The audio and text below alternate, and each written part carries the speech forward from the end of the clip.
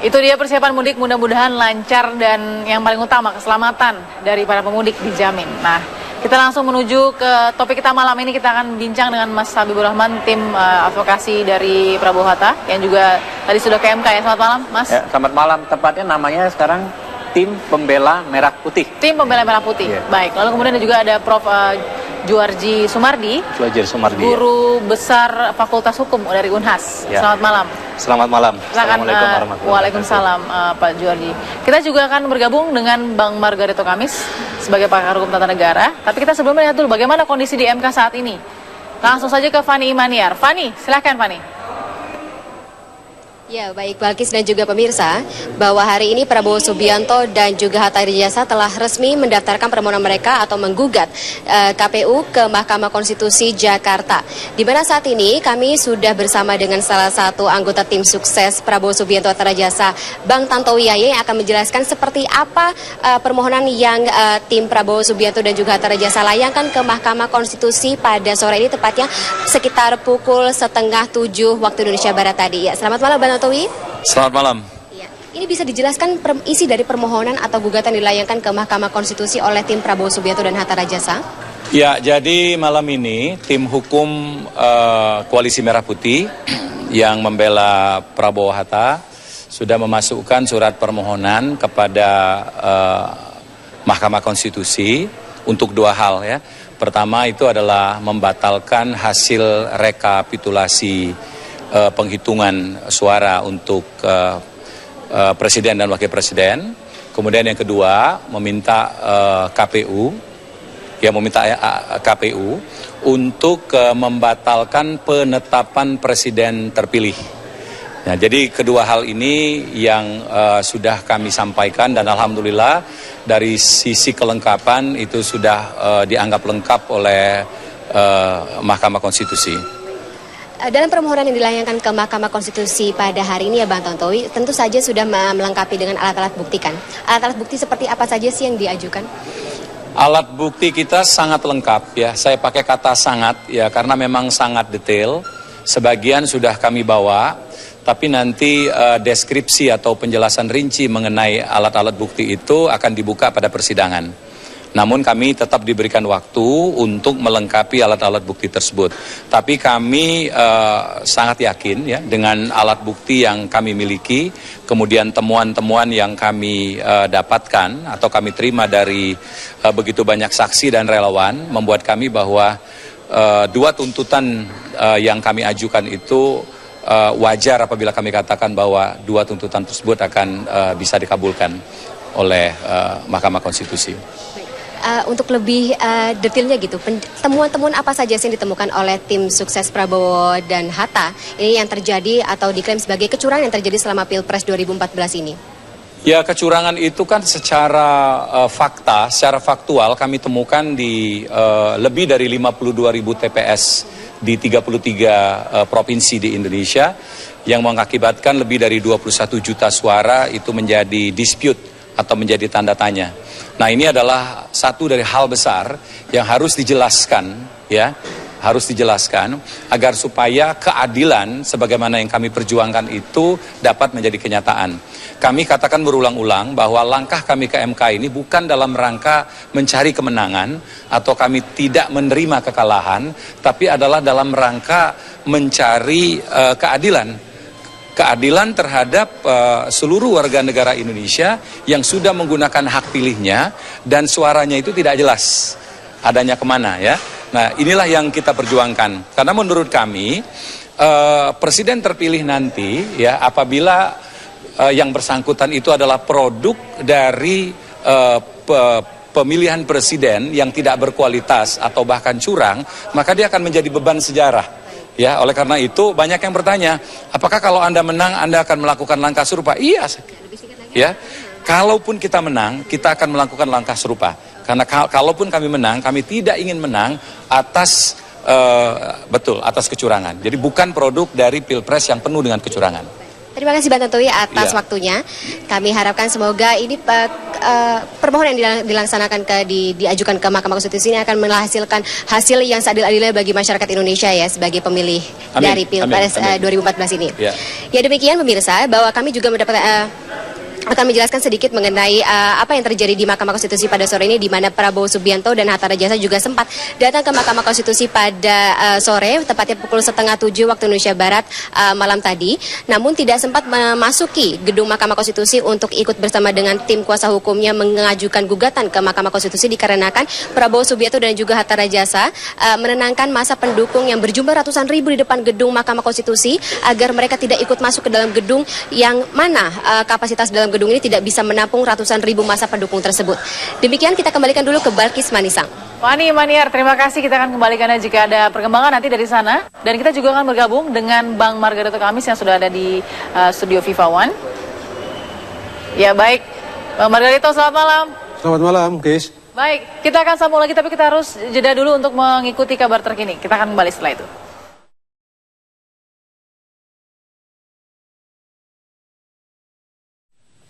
Selamat malam pemirsa, Presiden Susilo Bambang Yudhoyono memberikan tanggapan mengenai gugatan yang dilakukan pasangan Prabowo Hatta ke Mahkamah Konstitusi. Kabar itu menjadi kabar utama di TV One dan laman fifa.co.id. Dalam petikan wawancara di laman YouTube, SBY menyatakan gugatan sengketa Pilpres bukan hal yang luar biasa karena pernah dilakukan Megawati saat Pilpres 2009 lalu. SBY pun menegaskan agar MK memprotes gugatan secara transparan dan bertanggung jawab serta publik tidak meragukan kinerja Mahkamah Konstitusi.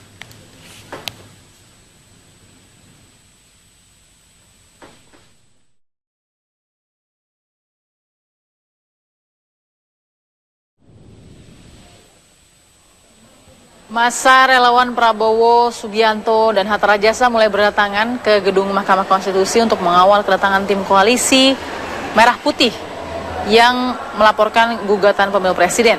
Dengan berorasi damai, mereka meminta keadilan bagi seluruh rakyat Indonesia. Mereka meyakini MK masih memiliki hati nurani untuk menegakkan kebenaran. Para relawan ini meminta kecurangan yang dilakukan oleh Komisi Pemilihan Umum tidak dibiarkan. Hari ini, atau malam ini tepatnya, pasangan Capres nomor 1 itu juga sudah hadir tadi, namun tidak masuk ke dalam gedung MK, dan tim Koalisi Merah Putih yang mendaftarkan gugatan hasil rekapitulasi sudah memberikan apa yang dibutuhkan untuk melakukan atau mengajukan gugatan. Tim advokasi juga sudah yakin dan mempersiapkan dari seluruh bukti yang digunakan nanti untuk membuktikan kecurangan dalam pelaksanaan Pilpres 2014.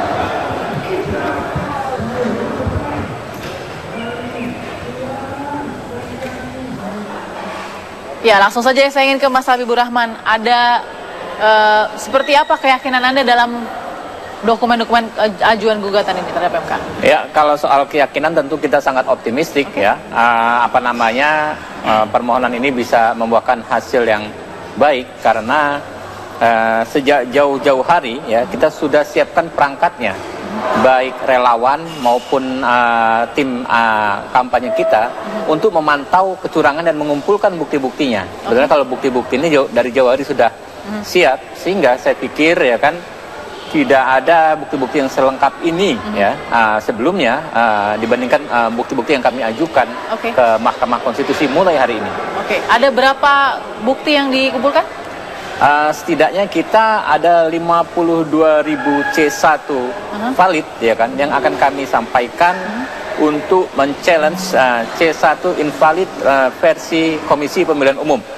Kemudian juga kita mempunyai bukti soal masalah di 5.800 TPS di DKI, juga soal di Papua ya, di 14 kabupaten kota di pegunungan Papua, di Jawa Timur di 6 kabupaten kota, di Jawa Tengah dan di banyak provinsi lain. Itu lengkap semuanya. Sangat lengkap. Kalau tidak salah ada 12 wilayah provinsi ya yang dicatatkan. Bukan, bahkan lebih ya, lebih bahkan dari itu. Kalau soal saya ingin ke Pak Prof. Djorghi. Prof, belum ada sejarahnya dalam Pilpres gugatan MK maju untuk men-challenge dugaan kecurangan. Apa yang Prof amati? Ya, kita melihat bahwa KPU ini kan representasi negara untuk menyelenggarakan sebuah proses pemilihan umum yang jujur, ya, adil dan transparan dan seterusnya ya.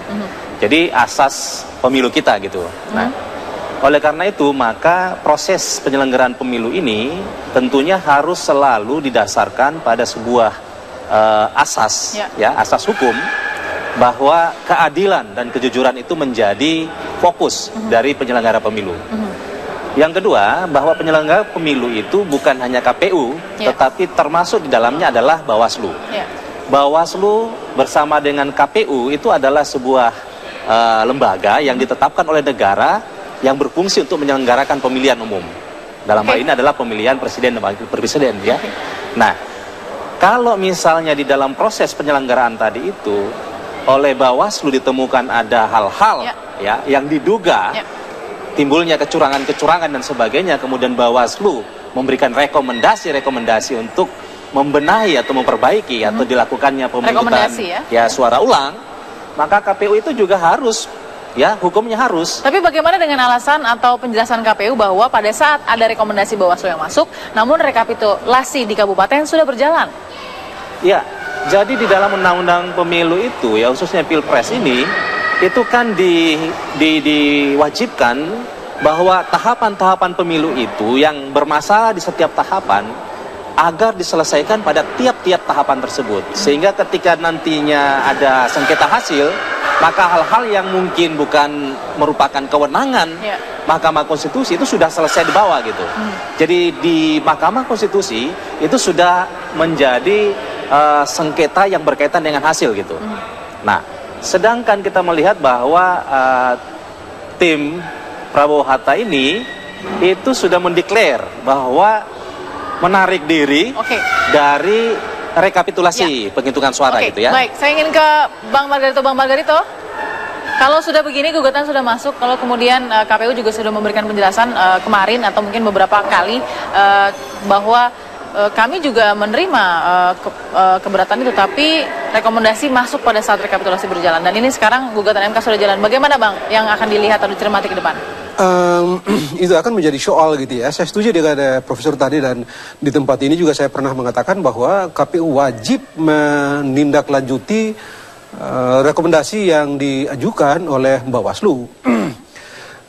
Tidak dapat dikatakan bahwa karena ini sudah sampai pada tingkat nasional, lalu pelanggaran-pelanggaran yang terjadi di bawah yang tak terselesaikan itu harus dianggap selesai. Tidak begitu.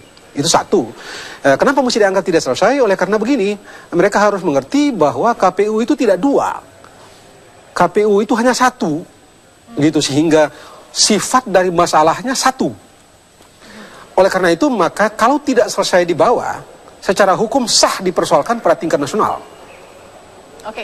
Bang, begitu. kalau dilihat oleh karena itu sekali lagi maka konsekuensi hukumnya adalah KPU pusat tidak memiliki dasar untuk kembali menggunakan fakta bahwa sekarang kami sudah proses ini sudah sampai di tingkat nasional dan rekomendasi baru muncul di tingkat nasional, dan oleh karena itu maka rekomendasi itu tidak memiliki nilai hukum untuk dan atau mengikat mereka. Menurut saya cara pandang itu tidak tepat.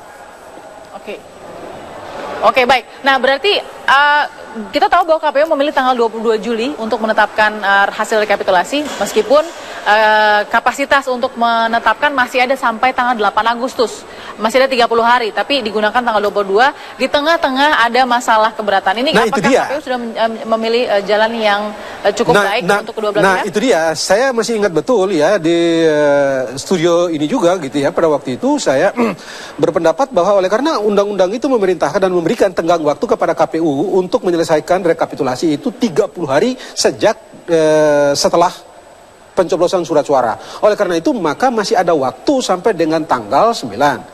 Konsekuensinya, andaikan ada keberatan-keberatan dari para pihak, saksi kedua belah pihak, termasuk juga misalnya keberatan diajukan oleh Bawaslu misalnya, maka wajib hukumnya dengan dasar masih ada tenggang waktu itu, maka wajib bagi KPU untuk menindaklanjuti rekomendasi yang diajukan oleh atau keberatan-keberatan yang diajukan oleh salah satu dari kedua belah pihak atau kedua belah pihak, bahkan dari Bawaslu sendiri.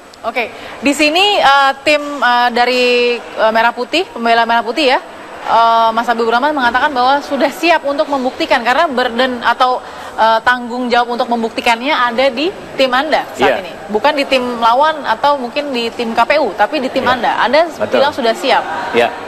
meskipun belum ada sejarahnya bahwa ini bisa terjadi yang Ya, seperti Anda jadi inginkan. bukti sebetulnya ya sebagian besar keberatan itu sudah kita sampaikan secara berjenjang. Ini terbukti dari tidak adanya tanda tangan saksi-saksi kami hingga ke tingkatan provinsi. Walaupun ada beberapa keberatan yang tidak kami sampaikan di tingkatan sebelumnya itu karena memang baru terdeteksi ya dengan satu alat ya, dengan kita deteksi dengan teknologi ya kan, baru terdeteksi di tingkatan provinsi atau di tingkatan nasional. Sehingga menurut saya kita harus cermat melihat pasal-pasal di dalam Undang-Undang 42 tahun 2008. Di sana sangat jelas tertulis kalau penyelenggara pemilu bidang pengawasan, maka tulisannya wajib menyampaikan laporan. Tetapi saksi pasangan calon itu dapat. Artinya apa? Yang namanya proses berjenjang ini adalah suatu bentuk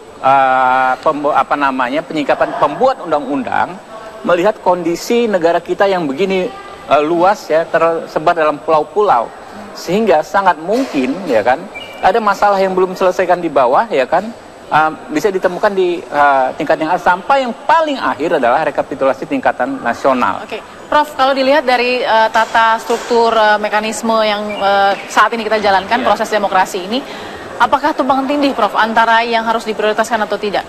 Ya, jadi sebenarnya kan rezim hukum pemilu itu kan dibangun berdasarkan tahapan-tahapan gitu. Ya.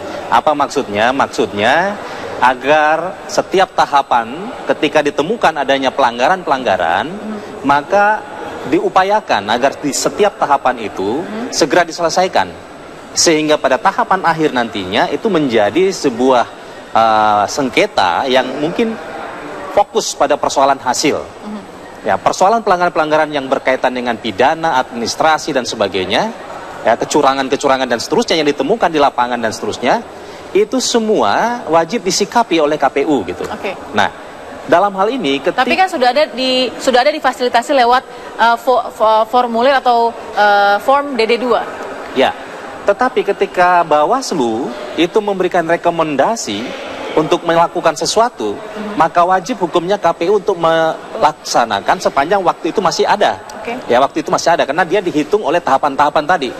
Nah, tidak menyelenggarakan atau tidak melaksanakan rekomendasi dari Bawaslu itu adalah sebuah pelanggaran yang dilakukan oleh KPU. Baik. Ya. Baik, Bang Margarito, saya ingin tanya ke Anda nanti, mudah-mudahan tadi Anda sudah sempat lihat grafis-grafis yang kami tayangkan Ya. adalah bukti-bukti pengajuan yang digunakan oleh tim dari Pembela Merah Putih. Saya akan tanya nanti apakah itu sudah cukup untuk men-challenge data-data dari KPU. Sesaat lagi, tetap bersama kami.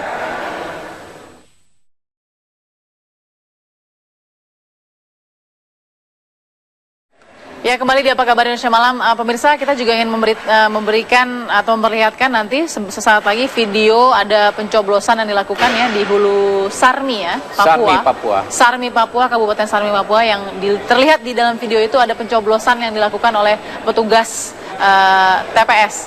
Sementara pemilih tidak terlihat bahkan. Nanti kita akan perlihatkan sambil bertanya ke Bang Margarito dengan bukti-bukti Abang yang sudah Anda lihat tadi di grafis, apakah memang ini sudah bisa cukup dibawa ke MK? Saya berpendapat begini ya, saya tidak tahu saya tidak melihat bukti mereka sama sekali begitu ya. Ini berdasarkan apa yang ditampilkan di sini begitu ya. Satu, yang harus dipersoalkan adalah bagaimana caranya bukti itu diperoleh. Oke. Dari mana bukti itu berasal? Oke. Seberapa cukup kualitas hukum dari bukti itu? Baik, Bang. Itu tiga soal yang mesti Baik. konstruksi benar oleh Bang Margarito, kita sambil tim mereka. kita sambil menghormati proses MK tentunya, tapi kita perlihatkan ini adalah salah satu video dari Hulu Sarmi, Kabupaten Sarmi Papua. Di situ adalah mungkin bisa lebih diperdekat lagi. Gila. Ini adalah Ya, Kabupaten Hulu Sarmi, Bang Margarito, Ya, di mana terlihat. Ya. Belum terlihat di sini, sebentar lagi. Ya udah terlihat.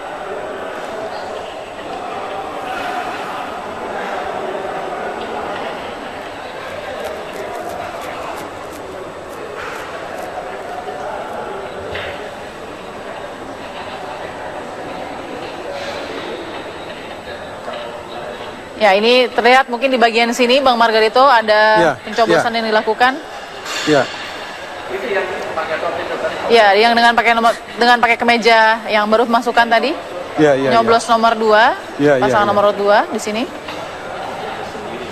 Dan kita tidak lihat ada pemilih yang bergantian untuk melakukan pemilihan. Ya, itu tadi Bang Margarito. Bagaimana, Bang? Ya, kalau ini sudah jelas gitu ya. Kalau ini sudah jelas salah, tidak sah. Kalau yang ini jelas salah, dalam bahasa hukum tidak sah. Oke, itu bisa menjadi orang bukti, Bang? tidak bisa menggunakan orang hak pilih itu melakukan pencoblosan tidak bisa diwakilkan kepada orang lain, apalagi dilaksanakan oleh petugas yang Anda tahu tidak sah petugas itu menyelenggarakan pemilu kalau tidak menyelenggarakan pencoblosan suara, kalau tidak didahului misalnya dengan terlebih dahulu diambil sumpah oleh mereka. Isi sumpah mereka adalah mereka tidak melakukan hal-hal di luar perintah undang-undang. Kalau yang terlihat sekarang ini sudah jelas ini salah. Baik, saya ingin tanya ke tim, apa harapan yang paling atau mungkin prioritas gugatan awal? PSU di tempat-tempat yang diduga ada kecurangan atau bagaimana? Yang jelas yang pertama kita ada real count kita bahwa angka Prabowo Hatta itu adalah sekitar 50,75%. Dan kita minta Mahkamah Konstitusi menetapkan itu. Namun jika majelis berpendapat lain, maka kita akan meminta beberapa PSU ya, cukup banyak PSU ya, diantaranya di Papua ini sendiri. Soal video saya ingin tekankan. Kenapa tadi kok ada orang yang filmkan kok tidak ada takut-takut? Saya ingin sampaikan pesannya bahwa ya ini terjadi begitu masif.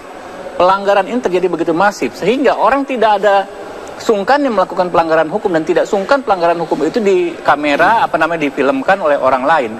Kayak misalnya kita menganggap biasa kita nggak pakai helm di jalan tertentu. Ada orang filmin biasa saja karena tidak menganggap itu pelanggaran. Itulah kalau pelanggaran sudah terjadi secara sangat masif. Baik, Prof. Juarji punya pendapat lain soal video dan bukti-bukti lain tadi?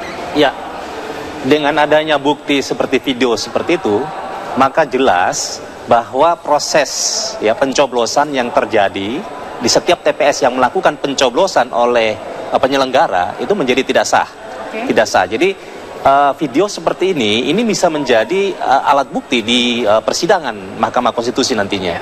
Sehingga ya dua kemungkinan, apakah nanti real count itu yang nanti mungkin akan dibuktikan oleh penggugat, apakah itu bisa diakui sebagai alat bukti yang sah oleh pihak mahkamah, ya itu bisa saja langsung diputuskan oleh mahkamah. Tetapi ketika mahkamah tidak bisa menerima alat bukti seperti itu, maka mungkin kemungkinan kedua dilakukanlah PSU.